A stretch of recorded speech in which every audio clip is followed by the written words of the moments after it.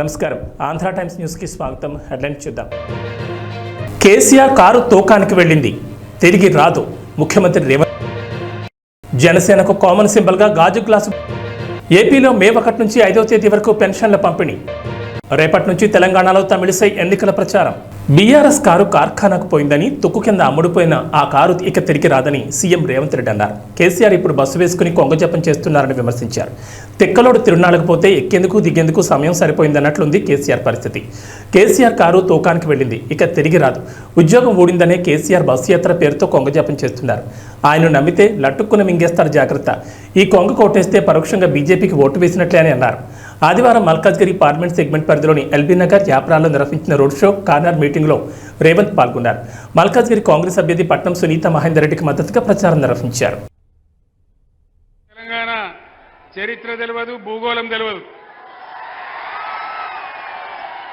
మొన్నెక్కనో మాట్లాడుకుంటూ కృష్ణానది కూడా నేనే కట్టినా అంటాడు. ఎవడన్నా నది కడతాడా ప్రపంచంలో? కట్టినా అంటే సోషల్ మీడియాలో భయంకరంగా ట్రోలింగ్ చేసినారు వాళ్ళందరూ కూడా. ఏరి కోరి మొగర్ని తెచ్చుకున్నాడు ఒక ఆమె. ఏరి కోరి మొగర్ని తెచ్చుకుంటే ఎగిరెగిరి తనిండట వాడు. మనం ఇలా వాళ్ళ అడ్డగోలు హామీలు చూసి మోసపోయి ఓట్లేస్తే కేవలం 4-5 నెలలే ఏం జబ్బొచ్చింది నాకు అర్థం కాదు. తెలంగాణకు కరెంట్ ఎక్కడ పోయింది? సాగునీళ్ళు ఎక్కడ పోయినాయి? పంటలు ఎందుకు ఎండుతున్నాయి? మంచినీళ్ళ కరువు ఎందుకు వస్తున్నది?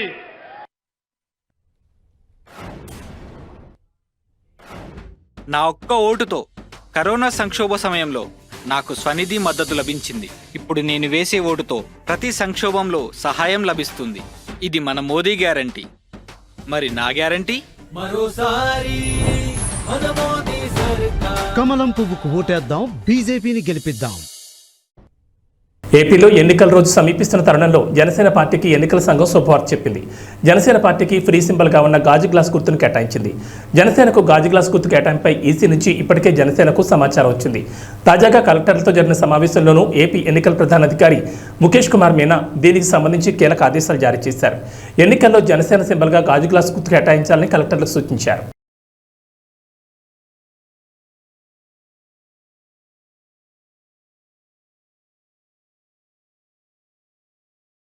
వరంగల్ రోడ్ షోలో కేసీఆర్ కొన్ని ఆసక్తికర విషయాలను కామెంట్ చేశారు. ఈ సందర్భంగా మాట్లాడుతూ వరంగల్ జిల్లాతో నాకు విడదీరని బంధం ఉందన్నారు. పోరుగాళ్ళు అయితేనే తెలంగాణ వచ్చిందని, 24 అంతస్తుల హాస్పిటల్ కట్టుకున్నామని సీఎం అద్దం పద్దం లేని మాటలు మాట్లాడుతున్నారని కేసీఆర్ అన్నారు. కాళేశ్వరం ప్రాజెక్టుతో కాకపోతే వరంగల్ జిల్లాకు నీళ్లు ఎలా వచ్చాయని, సీఎం ఎక్కడో కృష్ణానది కూడా నేనే కట్టానన్నాడని, తెలంగాణ భౌగోళికం గురించి రేవంత్ రెడ్డికి తెలియదన్నారు. ఇక్కడి వనరుల గురించి ఆయనకు అవగాహన లేదని కేసీఆర్ అన్నారు.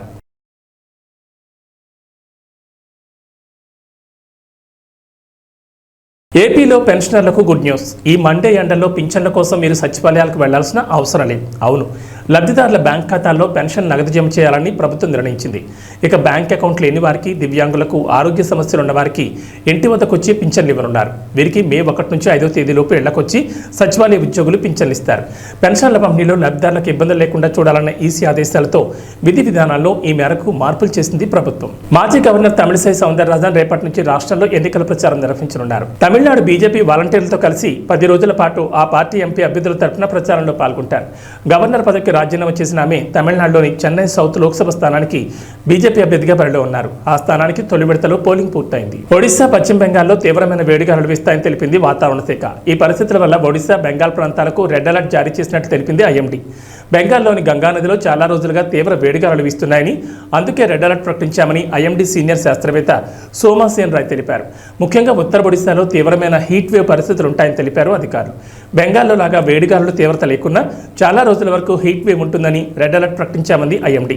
తూర్పు ప్రాంతంలో ప్రస్తుతం ఉష్ణోగ్రత చాలా ఎక్కువగా ఉంటుందని తెలిపింది. బీహార్, జార్ఖండ్ ప్రాంతాలకు ఆరెంజ్ అలర్ట్ జారీ చేసింది. కేరళలోని ఉత్తర ప్రాంతాలకు ఎల్లో అలర్ట్ జారీ చేసింది.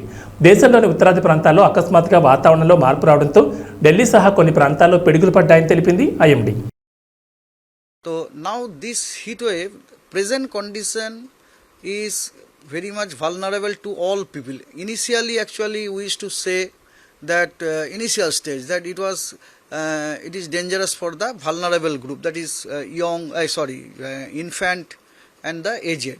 But now this condition is vulnerable to each and every one of us. Even young people may have the heat stroke, then your heat cramp and all these things. ఉత్తరప్రదేశ్లోని ఉన్నావ్లో ఘోర road ప్రమాదం జరిగింది. Private bus truck ఢీకొన్న ఘటనలో 6 మృతి చెందారు, మరో 15 మంది గాయాలయ్యాయి. ఈ ప్రమాదం నసీపూర్ కొత్వాలీ ప్రాంతంలోని జమాల్దీపూర్ గ్రామ సమీపంలో ఆదివారం మధ్యాహ్నం 3:30 ప్రాంతంలో చోటు చేసుకుంది. ప్రయాణికులతో బంగార్మా వైపు వెళ్తున్న ప్రైవేట్ బస్సును ముందు నుంచి వస్తున్న ట్రక్కు ఢీకొట్టింది. దీంతో బస్సులో ప్రయాణిస్తున్న 6 అక్కడికక్కడ మృతి చెందారు. దేశంలో మరో అతిపెద్ద డ్రగ్స్ రాకెట్ను నార్కోటిక్స్ కంట్రోల్ బ్యూరో ఛేదించింది. భారత్లోకి అక్రమంగా మాదక ద్రవ్యాలు సరఫరా చేయాలనుకున్న పాకిస్తానీయుల కుట్రల్ని భగ్నం చేసింది. Anti terrorist narcotics control bureau చేపట్టిన ఆపరేషన్లో భాగంగా 602 కోట్ల విలువైన మాదక ద్రవ్యాలను అధికారులు ఆదివారం స్వాధీనం చేసుకున్నారు. గుజరాత్ తీరంలో ఏకంగా 86 కిలోల డ్రగ్స్ను అధికారులు సీజ్ చేశారు. నిందితులను అదుపులోకి తీసుకునేందుకు ప్రయత్నిస్తుండగా ఎదురుకాల్పులకు పాల్పడ్డారు. వారిని చుట్టుముట్టిన 14 మందిని అరెస్ట్ చేశారు. వీరిని పాకిస్తాన్ చెందిన వారిగా గుర్తించారు. ఇటీవల గుజరాత్, రాజస్థాన్లో రహస్యంగా నడుపుతున్న డ్రగ్స్ ల్యాబ్ల గుట్టును నార్కోటిక్స్ కంట్రోల్ బ్యూరో రట్టు చేసింది. ఈ ప్రాంతంలోని 3 తయారీ కేంద్రాల నుంచి సుమారు 300 కోట్ల విలువైన మాదక ద్రవ్యాలను స్వాధీనం చేసుకుంది. ఈ సంఘటన జరిగిన మరుసటి రోజు గుజరాత్ తీరంలో పెద్ద ఎత్తున డ్రగ్స్ పట్టుపడడం కలకలం రేపుతోంది. ఆంధ్రప్రదేశ్లో వరుసగా రెండోసారి అధికారంలోకి రావడమే వైసీపీ లక్ష్యంగా పెట్టుకుంది. మ్యాజిక్ ఫిగర్కు అవసరమైన సీట్లను సాధించడానికి రాజకీయ వ్యూహాలకు పదును పెడుతోంది. వైసీపీపై ప్రజల్లో వ్యతిరేకత ఎక్కువగా ఉండడంతో వైసీపీ నేతలు ఒకంత ఆందోళన చెందుతున్నట్లు తెలుస్తోంది. సీఎం జగన్ మేమంతా సిద్ధం బస్సు యాత్ర తర్వాత కూడా నియోజకవర్గాల్లోని పరిస్థితులు వైసీపీకి అనుకూలంగా లేవనే సంకేతాలు వెలువడంతో ఇక చివరి అస్త్రాన్ని ప్రయోగించాలని వైసీపీ నిర్ణయించినట్లు చర్చ జరుగుతోంది. జగనన్న అమ్మఒడి ఇది నిజంగా నా పెట్ ప్రాజెక్ట్. అంటే అన్ని ఎవడు ఊహించిన ప్రాజెక్టులు అన్నీ నా పెట్ ప్రాజెక్ట్స్, కానీ అన్ని నా ప్రజల కష్టాల నుంచి, వాళ్ళ కష్టాలను చూసి వాటిని మంచి బాగుపరచాలి, వాళ్ళ బ్రతుకులను తాపత్రయం నుంచి బయటకు వచ్చిన ప్రతి స్కీము. జగనన్న అమ్మఒడి అనేది పిల్లలకు సంబంధించింది కాబట్టి నాకు మనసుకు చాలా దగ్గర. ఇది ఇంతకుముందు 15,000 రూపాయలు ఉండేది అమ్మఒడి. 13,000 అక్క చెల్లెమ్మల చేతికి నేరుగా ఇచ్చే పరిస్థితి. మరో 2,000 వాళ్ళ స్కూలు బాగోగుల కోసం SMF, TMF, school maintenance fund, toilet maintenance fund కింద తల్లులకే ప్రశ్నించే హక్కు కల్పిస్తూ వాళ్ళ గవర్నమెంట్ బడుల స్కూల్స్ మెయింటెనెన్స్, టాయిలెట్ మెయింటెనెన్స్ కోసం 2,000 రూపాయలు వాళ్ళకు ప్రశ్నించే హక్కు కల్పిస్తూ వారి తరపున ఇచ్చే కార్యక్రమం. ఆ అమ్మఒడి 15,000 కాస్త 17,000కు పెంచుతా ఉన్నాం. తల్లి చేతికి నేరుగా 15,000 వస్తుంది. ఆ తర్వాత ఆ పిల్లలు వెళ్ళే గవర్నమెంట్ బడులు, ఆ స్కూల్స్లో ఉన్న టాయిలెట్ మెయింటెనెన్స్ కోసము, ఆ స్కూల్స్ మెయింటెనెన్స్ కోసము మరో 2,000 రూపాయలు ఆ తల్లి పేరుతో తల్లికి ప్రశ్నించే హక్కు కల్పిస్తూ మరో 2,000 రూపాయలు దానికోసం కేటాయిస్తూ మొత్తానికి అమ్మఒడి 17,000 రూపాయలు చేస్తూ తల్లి చేతికి 15,000 ఇవ్వడం జరుగుతుంది. స్కూల్స్ మెయింటెనెన్స్, టాయిలెట్స్ మెయింటెనెన్స్ కోసం 2,000 ఇవ్వడం జరుగుతుంది. ఇంటి వద్ద పింఛన్లు ఇవ్వకుండా గత నెలలో 32 మంది పింఛన్దారులని ముఖ్యమంత్రి పొట్టన పెట్టుకున్నారని టీడీపీ అధినేత చంద్రబాబు నాయుడు ధ్వజమెత్తారు. రాజకీయ పిచ్చితో పేదల ప్రాణాలతో చెలగాటమాడొద్దని హితవు పలికారు. ఇలా ప్రాణాలు పోగొట్టుకున్న వారి ఆత్మలు ముఖ్యమంత్రిని భూస్థాపితం చేస్తాయని హెచ్చరించారు. ఆదివారం ఆయన కర్నూలు జిల్లా మంత్రాలయం నియోజకవర్గంలోని కౌతాళం, కోడుమూరు నియోజకవర్గంలోని గూడూరులో నిర్వహించిన ప్రజాకాలం బహిరంగ సభలో మాట్లాడారు. పింఛన్లను లబ్ధిదారులు ఇంటికి తీసుకెళ్లి అందించాలన్నారు. 200 పింఛన్ 2,000కు పెంచింది తానేనన్నారు. టీడీపీ అధికారంలోకి రాగానే పింఛన్ 4,000కు పెంచుతామని, పెంచిన మొత్తాన్ని ఈ ఏప్రిల్ నుంచి అమలు చేస్తామని పునరుద్ఘాటించారు. ఫామ్లో ఉన్న సన్ రైజర్స్ హైదరాబాద్ను మడత పెట్టేసిన రాయల్ ఛాలెంజర్స్ బెంగళూరు మరో అద్భుత ప్రదర్శనతో వరుసగా 2వ విజయం దక్కించుకుంది. గుజరాత్ టైటన్స్పై సమిష్టి ప్రదర్శన కనబర్చి మ్యాచ్ను దక్కించుకుంది. 24 బంతులు మిగిలి ఉండగానే 9 వికెట్ల తేడాతో ఆర్సీబీ విజయం సాధించిన పాయింట్ల పట్టికలో మాత్రం అట్టడుగును కొనసాగుతోంది. ఈ విజయంతో ఆడిన 10 మ్యాచ్ల్లో 3 విజయాలు సాధించింది. దమ్ముంటే తనపై చేసిన అవినీతి ఆరోపణలు నిరూపించాలని చింతలపూడి వైఎస్ఆర్సీపీ ఎమ్మెల్యే అభ్యర్థి విజయరాజ్ ఛాలెంజ్ చేశారు. తాను ఒక సంస్కారం ఉన్న వ్యక్తిని, టీడీపీ అభ్యర్థి సొంగ రోషన్ కుమార్ సంస్కారహీనుడని దుయ్యబట్టారు. ఎవరు ఎలాంటి వారో ప్రజలకు తెలుసని, అధిక మెజార్టీతో ప్రజలు తనను గెలిపిస్తారని ఆశాభావం వ్యక్తం చేశారు. ఎలక్షన్ నియమావళి ఏంటంటే ప్రత్యర్థిని అనవసరమైన పదాలతో దూషించకూడదు, ఆధారాలు ఉంటేనే మాట్లాడాలి. ఇది ఎలక్షన్ నియమావళి. కనీసం ఎలక్షన్ నియమావళి తెలియని సంస్కారహీనుడిని తెలుగుదేశం అభ్యర్థిగా పెట్టిన తెలుగుదేశం వాళ్ళని నేను క్వశ్చన్ చేస్తున్నా. ఇలాంటి వ్యక్తుల్ని మీరు ఎలా పార్టీలో పెట్టారు అనేది వాళ్ళ విజ్ఞతకే వదిలేస్తున్నా. ఇంకొక మాట, నన్ను అవినీతిపరుడు అంటున్నారు కాబట్టి నేను దమ్ముంటే నా అవినీతిని నిరూపించమని ఛాలెంజ్ చేస్తున్నాను. కొన్ని వేల మందికి నేను సహాయం చేశాను. ఆటో డ్రైవర్లకు కానీ, డ్రైవింగ్ లైసెన్స్ లేని వాళ్ళకి కానీ కొన్ని వేల మందికి నేను నా డబ్బులతో లైసెన్స్ ఇప్పించి సహాయం చేశాను. నీవు నిజంగా దమ్ముంటే నా అవినీతి ఆరోపణల మీద దమ్ముంటే నువ్వు ముందుకొచ్చి దాన్ని నిరూపించమని నేను అతనికి ఛాలెంజ్ చేస్తున్నాను. అంతేకాదు కులాల మీద చిచ్చు పెట్టింది తెలుగుదేశం పార్టీ. డివైడ్ అండ్ రూల్ని తీసుకొచ్చింది తెలుగుదేశం పార్టీ. ఈరోజు కూడా అనేక మీటింగుల్లో ఈ కులాల గొడవల మీద చిచ్చు పెట్టేది కూడా సోంగారు రోషన్ గారే. నేను ఏ రోజున ఇంతమంది ప్రెస్ మీట్లో నేను ఛాలెంజ్ చేసి చెప్తున్నాను, నేను ఏ రోజు కూడా నేను ఇలాంటి సబ్జెక్టు అన్ని కులాలని సమానంగా చూశాను తప్ప కులాల మధ్య చిచ్చు పెట్టే విధంగా నేను ఏ రోజు మాట్లాడలేదనేది మీ ప్రజలందరికీ తెలుసు, ప్రెస్ వాళ్ళందరికీ తెలుసు. అలాగే నేను నా ప్రత్యర్థి అయిన సోంగారు రోషన్ కుమార్ గారిని ఈ రోజు వరకు పల్లెత్తి నేను మాట్లాడలేదు. ఎందుకంటే నేను సంస్కారం తెలిసిన వ్యక్తిని. నేను నా ప్రత్యర్థిని నేను సమాన హోదాతో ఒక గొప్ప గౌరవంతోనే చూస్తాను తప్ప విద్యత తప్పి సంస్కారహీనంగా పైగా ఈ ఎలక్షన్ నియమావళిని ఉల్లంఘించి నేను ఎప్పుడూ ఏ రోజు తోలనాడలేదు, ఆరోపించలేదు. ఇంకొక మాట చెప్తున్నాను, సింహం సింగిల్గానే వెళ్తుంది, కుక్కలు చాలా మరుగుతాయి. ఈరోజు అతను పాపం నేను మదపటేనుగు వెళ్తున్నప్పుడు కూడా కుక్కలు అనేకం మొదుగుతాయి. నేను ఒక మదపటేనుగుని, నేను ఒక సింహాన్ని. నా యొక్క నాకు వచ్చే కీర్తి ప్రతిష్టలు కానీ నాకు వచ్చే ప్రజల్లో వచ్చే స్పందనలు కానీ అని వారవలేక ఇలాంటి మాటలు మాట్లాడుతున్నాడు అనేది నేను అంటున్నాను. ఎందుకంటే నేను ఏ రోజు కూడా నా ప్రత్యర్థి గురించి పల్లెత్తు మాట్లాడలేదు. ఇది నా సంస్కారం. అతను సంస్కారహీనుడు కాబట్టి ఇలా మాట్లాడుతున్నాడు. నియోజకవర్గంలో గెలవలేకే కేసు వేసే పరిస్థితులు ఏంటో నాకు తెలియదు. అతనికి ఏ కేసును ఎలా వేశాడో అతను సమాధానం చెప్పుకోవాలి. అతను నిరపరాధి అయితే అతను సమాధానం చెప్పుకోవాలి. అంతేగాని నేను కేసు వేయించారని ప్రతిదానికి నన్ను టార్గెట్ చేసి మాట్లాడటం, అతను గెలవలేక ఓడిపోతున్నాడని భయంతో చేసే ఆరోపణలని నేను చెప్తున్నాను. సైకిల్కి గేర్లు ఎక్కడ ఉంటాయి, సైకిల్కి గేర్లు ఉండడం తగ్గదు. వారు ఆయనకి స్పీడ్ పెంచమారండి, మాకు సంతోషమే. ఆయన స్పీడ్ పెంచితేనే కదా మాకు కూడా తెలిసేది. ప్రత్యర్థి ఎంత గొప్పవాడైతే అంత బలంగా ఢీ కొనాలని నేను చూస్తున్నాను. ప్రత్యర్థి గొప్పవాడిని సమవుజ్జిని ఎన్నుకోవాలని నేను చూస్తున్నాను. కానీ ప్రత్యర్థి దగ్గర దమ్ము లేదు, ధైర్యం లేదు. ఓటమి భయంతో అతను ఈరోజు పిచ్చిగా మాట్లాడుతున్నాడని నాకు అర్థమైంది. ఏ రోజు నేను ఏ ప్రెస్ మీట్లో కూడా నా ప్రత్యర్థిని నేను దూషించలేదు. నా ప్రత్యర్థిని గౌరవిస్తాను. ఎందుకంటే సమవుజ్జితో పోటీ పడటం నా ధర్మం. కాబట్టి నేను నా ప్రత్యర్థిని గౌరవిస్తాను. కానీ అతనే ఒక మతి భ్రమించి ఓటమి భయంతో పిచ్చిగా మాట్లాడుతున్నాడని నాకు ఈరోజు అర్థమైంది. కాబట్టి అతని యొక్క విమర్శలు తిప్పుకొట్టాలి కాబట్టి నేను మాట్లాడుతున్నాను. ఇంకొకటి, ఎప్పుడు కూడా ఎవరైనా ప్రతిపక్షం వాళ్ళని కానీ లేదా ప్రత్యర్థిని కానీ ఇలా తోలనాడటం అనేది ఎలక్షన్ నియమావళికి విరుద్ధం. ఎలక్షన్ నియమావళి ప్రకారం ఎదుటి వ్యక్తులను గౌరవించాలి. ఇలా ఇంకొకసారి అతను మాట్లాడితే అతని మీద కేసు పెట్టి అతని డిస్క్వాలిఫై చేయించేస్తానని మీ అందరి ముందు గట్టిగా చెప్తున్నాను. ఇలా పిచ్చిగా మాట్లాడటం కరెక్ట్ కాదు. ఇలా మాట్లాడకూడదు. అది సభ్యత కాదు, సంస్కారం కాదు, ఎలక్షన్ నియమావళి అంతకన్నా కాదు. ముందు ఆ పద్ధతులు నేర్చుకోమనండి, సంస్కారం తెలుసుకోమనండి, ఎలక్షన్ రూల్స్ని తెలుసుకోమనండి ఆ సోంగారు రోషన్ కుమార్ గారు. ఆ తర్వాత మాట్లాడమనండి. ఎన్టీఆర్ జిల్లా కొండూరు మండలం గంగనేనిపాలెం గ్రామంలో ఎన్నికల ప్రచారం ప్రారంభించారు. మైలవరం తెలుగుదేశం పార్టీ మహాకూటమి అభ్యర్థి ఎమ్మెల్యే వసంతకృష్ణ ప్రసాద్, విజయవాడ పార్లమెంట్ అభ్యర్థి కేసినేని శివనాథ్కి సైకిల్ గుర్తు ఓటుపై ఓట్లు వేసి గెలిపించాలని విజ్ఞప్తి చేశారు. ఈ కార్యక్రమంలో బీజేపీ, జనసేన, తెలుగుదేశం పార్టీ సభ్యులు పాల్గొన్నారు.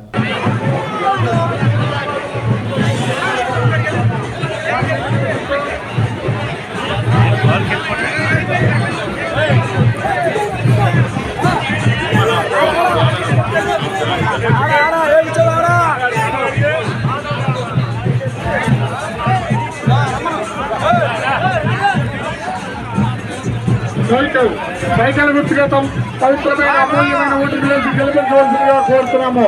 ఓటర్ మహాశీలరా దయచేసి వెనకాల ఉన్న కార్యకర్తలు అభిమానులతో ముందుకు రావాలండి. ఏలూరు జిల్లా చింతలపూడి నియోజకవర్గం మట్టంగూడెం గ్రామంలో యువ నాయకులు గంటా సాయి నాయకత్వంలో యువకులు, మహిళలు దాదాపు 50 కుటుంబాలు టీడీపీ తీర్థంపుచ్చుకున్నాయి. ఈ కార్యక్రమానికి ముఖ్య అతిథిగా ఉమ్మడి అభ్యర్థి సోంగారు రోషన్ కుమార్ హాజరయ్యారు. తెలుగుదేశం పార్టీ దిక్కుగా తెలుగుదేశం పార్టీ అభివృద్ధికి చిహ్నంగా భావించి ఈ పార్టీలో జాయిన్ అవడానికి వచ్చాడు. మన అపదాసుడు మరీదాసు అనుచరులు మొత్తం వస్తారు.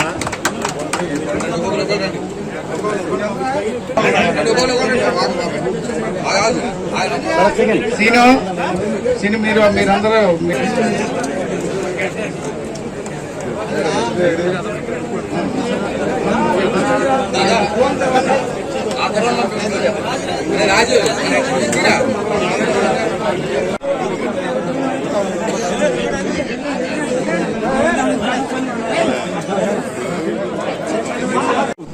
చింతలపూడి నియోజకవర్గం లింగపాలెం మండలం మఠంగూడెంలో వైసీపీకి చెందిన దాదాపు 300 మంది తెలుగుదేశంలోకి చేరడం జరిగింది. ఈ యొక్క చేరికలు గంటా సాయి గారి ఆధ్వర్యంలో మరి పెద్ద ఎత్తున తెలుగుదేశంలోకి చేరికలు జరిగాయి. మరి దీంతో అర్థమవుతా ఉంది మఠంగూడెంలో వైసీపీ అంతా కూడా మటాష్ అయిపోయింది. ఇక్కడ వార్ వన్ సైడ్ అయిపోయింది తెలుగుదేశంకి. గంటా సాయి గారిని మేము ప్రేమతో వారిని ఆహ్వానించాము. అలాగే వారికి సముచితమైన స్థానం గౌరవం పార్టీలో ఇస్తాము. ఇక్కడ ఉన్న సమస్యలపై ఏదైనా ఉన్నా కూడా వారిని సంప్రదించవచ్చు. అలాగే తెలుగుదేశం, జనసేన, బీజేపీ ఉమ్మడి పార్టీ తరఫున మేము వారికి మఠంగూడెం గ్రామానికి ఎప్పుడు కూడా తోడుగా ఉంటామని చెప్పి మీడియా ముఖం ద్వారా నేను చెప్తున్నాను. అలాగే ప్రతి గ్రామంలో, ప్రతి మండలంలో చేరికలు 1, 10 కాదు, 100లో, 1000లో చేరికలు తెలుగుదేశం, జనసేన, బీజేపీకి రావడం జరుగుతూ ఉంది. మరి ఎక్కడ చూసినా కూడా మార్పు మొదలైంది. నారా చంద్రబాబు నాయుడు గారు ఆంధ్రప్రదేశ్ ముఖ్యమంత్రిగా ప్రమాణ స్వీకారం చేయడం ఖాయం. అలాగే చింతలపూడి ఎమ్మెల్యే అభ్యర్థిగా నన్ను, ఏలూరు ఎంపీ అభ్యర్థిగా పుట్ట మహేష్ యాదవ్ గారిని భారీ మెజార్టీతో గెలిపిస్తామని ప్రజలు నిశ్చయంగా ఉన్నారు. అదే మాట అందరూ కూడా ఒకే కంఠంతో చెప్తున్నారు. మరొకసారి మఠంగూడెంలో ఇక్కడ జరిగిన చేరికలు ఎవరైతే తెలుగుదేశం పార్టీలోకి వచ్చారో వాళ్ళందరినీ కూడా కుటుంబ సభ్యుల్లాగా మేము చూస్తామని చెప్పి మాటిస్తూ సెలవు తీసుకున్నాను. జై తెలుగుదేశం, జై జనసేన, జై బీజేపీ. ఇప్పుడు మఠంగూడెంలో వైసీపీ చింతలపూడి నియోజకవర్గ వైసీపీ అభ్యర్థి మఠంగూడెంలో పుట్టాను నేను, మఠంగూడెం నాది అని చెప్తున్నాడు.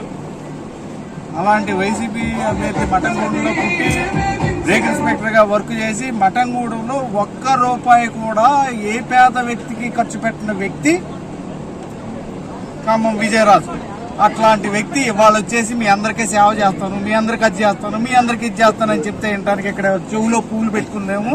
ఈ మఠంగూడెం గ్రామ ప్రజలు చాలా తెలివిగల వాళ్ళు. ఈ మఠంగూడెం గ్రామ ప్రజలకి ఎవరికి ఓటేయాలి, ఎవరికి ఓటు వేయకూడదు అని అందరికీ తెలుసు.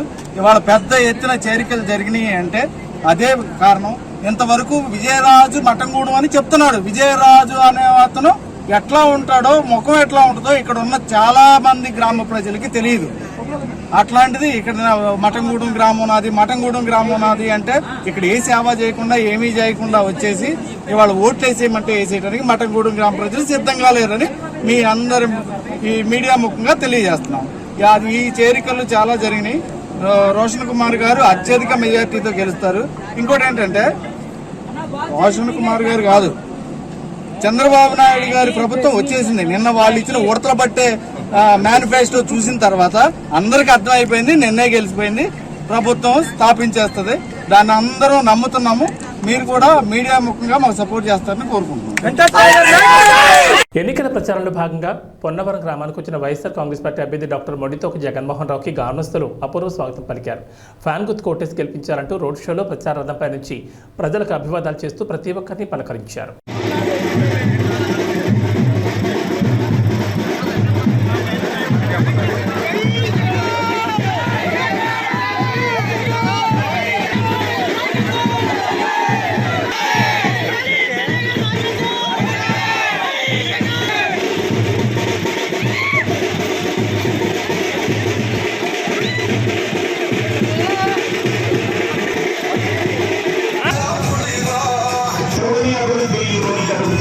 మొట్టమొదటిసారిగా స్కూళ్ళు మారుతా ఉన్నాయి, గ్రూపులు మారుతా ఉన్నాయి, హాస్పిటల్స్ మొట్టమొదటిసారిగా ప్రివెంటివ్ కేర్ అన్నది దేశానికే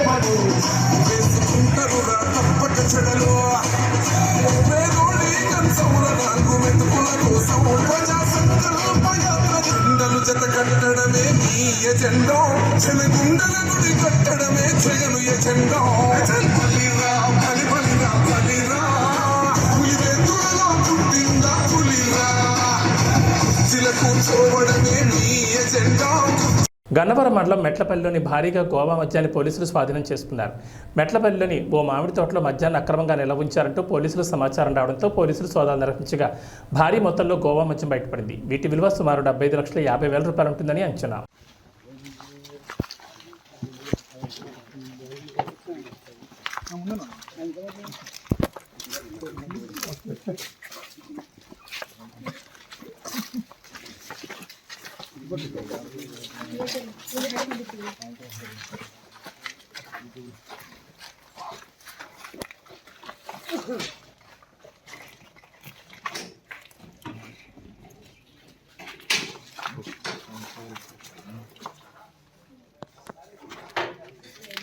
తెలుగు న్యూస్. రైల్వే కోడూరులో కాంగ్రెస్ పార్టీ సర్వసభ్య సమావేశం జరిగింది. ఈ కార్యక్రమానికి ముఖ్య అతిథిగా రాజంపేట పార్లమెంట్ అభ్యర్థి ఎస్కే బషీర్ పాల్గొన్నారు. ఈ సందర్భంగా మాట్లాడుతూ గోసారదేవి గెలుపుకు పిలిపించిన కాంగ్రెస్ పార్టీ నాయకులు రైతులను అన్ని విధాలా ఆదుకుంటామని హామీ ఇచ్చారు. 5 సంవత్సరాల్లో రైల్వే కోడూరు నియోజకవర్గానికి వైఎస్ఆర్సీపీ కాంగ్రెస్ పార్టీ చేసింది ఏమీ లేదని కాంగ్రెస్ పార్టీ రాజంపేట పార్లమెంట్ అభ్యర్థి ఎస్కే బషీర్ అన్నారు. యథార్థంగా మాట్లాడి యథార్థంగా పనులు చేసి ఓట్లు వేయించుకోండి, గెలిపించుకోండి. అప్పుడు చేయడం మీ సత్తా ఏందో, మా కాంగ్రెస్ సత్తా ఏందని ఈ సభాముఖంగా తెలియజేస్తున్నాను. రైల్వే కోడూరు మండల అధ్యక్షుడైన నేను డాక్టర్ సయ్యద్ అహ్మద్ మా యొక్క రైల్వే కోడూరు అభ్యర్థి గోశాల దేవి తరఫున మా యొక్క ఎంపీ పార్లమెంట్ అభ్యర్థులు శ్రీ ఎస్కే బాషిద్ గారి తరఫున ఒక మాట రైల్వే కోడూరు ప్రజలకు కానీ అన్నమయ్య జిల్లా ప్రజలకు కానీ తెలియజేస్తున్నాము. మా ఎంపీ గారిని గెలిపిస్తే ఈ యొక్క రైల్వే కోడూరు ప్రాంతం ఎంత సుభిక్షమైన ప్రాంతం అంటే ఎప్పుడైతే ప్రత్యేక హోదా కనుక మాకు వస్తే ఈ ప్రత్యేక హోదా ద్వారా మా ఎంపీ గారి యొక్క ఆధ్వర్యంలో మొత్తం రైల్వే కోడూరు ప్రాంతాన్ని ఒక వ్యవసాయ యొక్క పూర్తిగా ఫుడ్ ప్రాసెసింగ్ యూనిట్స్ కానీ ఇంకా ఈ వ్యవసాయానికి సంబంధించే ప్రతి ఒక్క దీని యొక్క మొత్తం రీసెర్చ్ సెంటర్గా మార్చి రైల్వే కోడూరును మార్చి ప్రజలకు ఇక్కడ ప్రతి ప్రజలకు ఉద్యోగాలు కల్పించి ప్రత్యేక హోదాలో ఏవేవైతే బెనిఫిట్స్ వస్తాయో అన్ని బెనిఫిట్స్ అన్నమయ్య జిల్లాకు వచ్చేలా మేము పాటుపడి పోరాడి మా యొక్క ఎంపీ గారి ద్వారా మేము చేస్తామని ప్రజలకు తెలియజేస్తున్నాము. భాగంగా ఈరోజు అన్నమయ్య జిల్లా రైల్వే కోట నియోజకవర్గంలో గోశాలదేవి కాంగ్రెస్ అభ్యర్థి పార్లమెంట్ సభ్యులు షేక్ బషీర్ గారికి సిపిఎం పార్టీగా మేము సంపూర్ణమైన మద్దతు ఇస్తున్నాం. రాష్ట్రంలో మేము 8 అసెంబ్లీ సీట్లలో సిపిఐ అనేది అలయన్స్లో కుదిరింది కాబట్టి ఈ భాగంగా మేము కోడూరులో వాళ్ళ పొత్తులో భాగంగా వాళ్ళ కోసం మేము పనిచేస్తూ ఉన్నాం.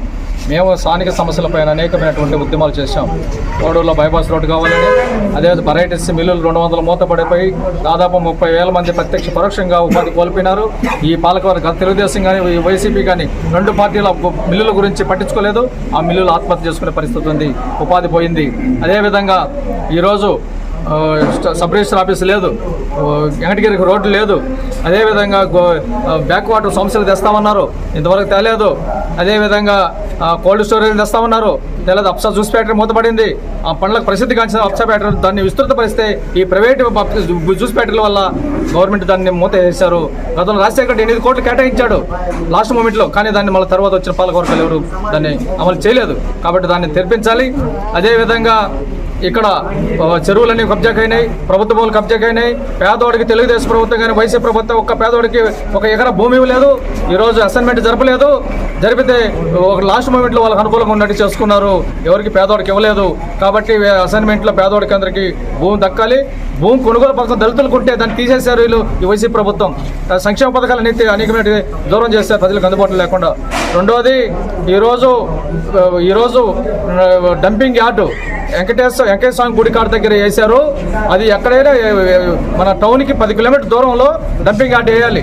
కానీ అక్కడ చెత్త అంతా తీసుకుని అక్కడ వేసి కాల్చి టైర్లు కాల్చి మొత్తం పొగంతా అక్కడ వాలి పొల్యూషన్ కానీ తట్టుకోలేక ఎండల నుంచి పరుగులు తీస్తున్నారు గత 5 రోజుల నుంచి. ఈరోజు అనేక అధికారులు చెప్పినా పట్టించుకోలేదు. కాబట్టి వెంటనే అధికార పార్టీ వాళ్ళు దాన్ని సరి తీసుకొని దాన్ని అనంతరాజపేటలో దూరంగా ఏటికాడ ఉన్నటువంటి దాంట్లో పరంపొక 25 ఎకరాల స్థలం ఉంది, దాంట్లో వేయాలి. కానీ ఇక్కడ ఎవరు కేటాయించారు. కాబట్టి దీనివల్ల పసిపిల్లలు ఊపిరాటం లేదు. ఇప్పుడు ఇక్కడ పరుగులు తీస్తున్నారు దాంట్లో. వెంటనే దీన్ని చర్య తీసుకోవాలని చెప్పి ప్రజల ప్రాణాలు కాపాడాలని మేము ఈ సందర్భంగా సిపిఎంగా డిమాండ్ చేస్తున్నాం. భవిష్యత్తులో వీళ్ళందరూ కలిసి పార్లమెంట్లో గెలిపించి పంపించాలని, ఈరోజు ప్రజాస్వామ్యాన్ని కాపాడాలని చెప్పని కోరుతున్నాం. వ్యాక్సినేషన్కి అవినీతికి వ్యతిరేకంగా పోరాటం చేయాల్సింది సిపిఎం పార్టీ పోరాటం చేస్తుంది. స్థానిక సంస్థలపై రాజీలేట్ పోరాటం చేస్తుంది. కాబట్టి మేము సిపిఎం పార్టీ ఉద్యోగులు, కార్మికులు, హక్కులు వాళ్ళందరూ కూడా దళితులు, పేదలు అందరి కోసం పనిచేస్తుంది సిపిఎం పార్టీ. మేము ఈ కాంగ్రెస్ అభ్యర్థుల గెలుపు కోసం కృషి చేస్తామని సందర్భంగా తెలియజేస్తున్నాం.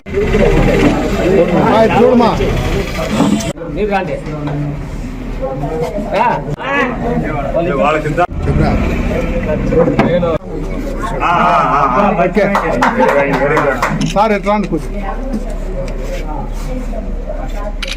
సోదరా నమస్తే.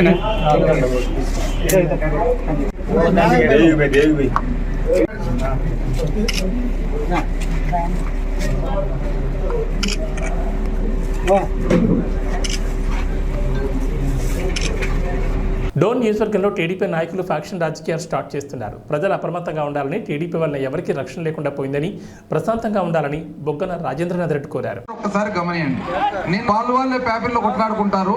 ఆ కొట్లాటను ఈ పక్క 15 జీపులు, ఆ పక్క 15 జీపులు తీసుకొని వెంటబడుకుంటూ డోన్కు పోతారు.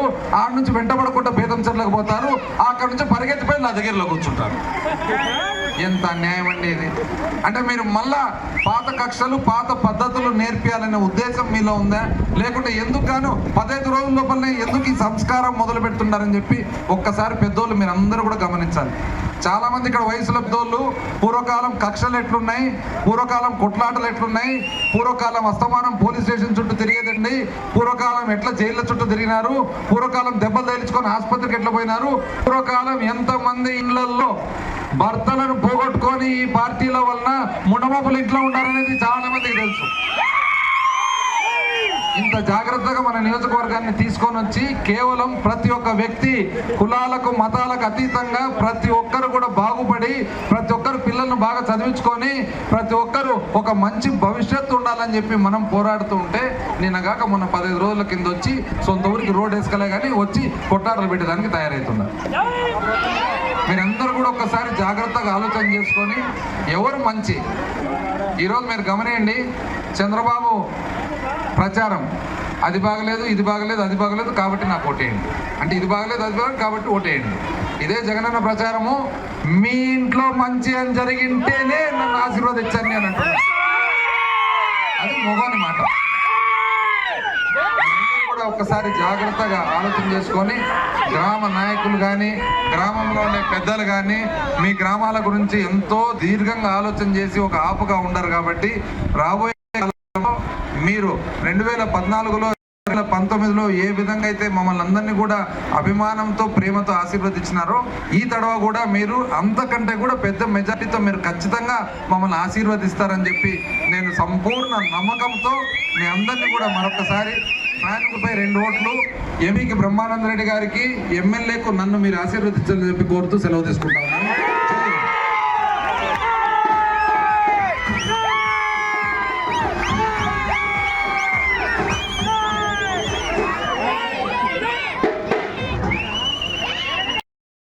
ఖమ్మం బీఆర్ఎస్ పార్టీ ఎంపీ అభ్యర్థి నామా నాగేశ్వరరావు స్థానిక కూరగాయల మార్కెట్లో ఎన్నికల ప్రచారం నిర్వహించారు. ఈ సందర్భంగా నామా తాను 2 సార్లు ఎంపీగా చేసిన అభివృద్ధిని వివరించి తన కారుగుర్తుకు ఓటు వేయాలని అభ్యర్థించారు.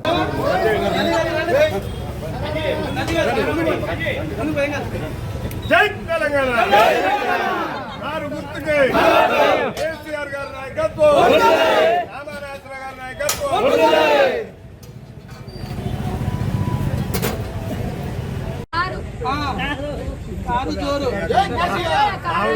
కోటర్ ఇచ్చాను సార్ 46 ఎండాలి కదా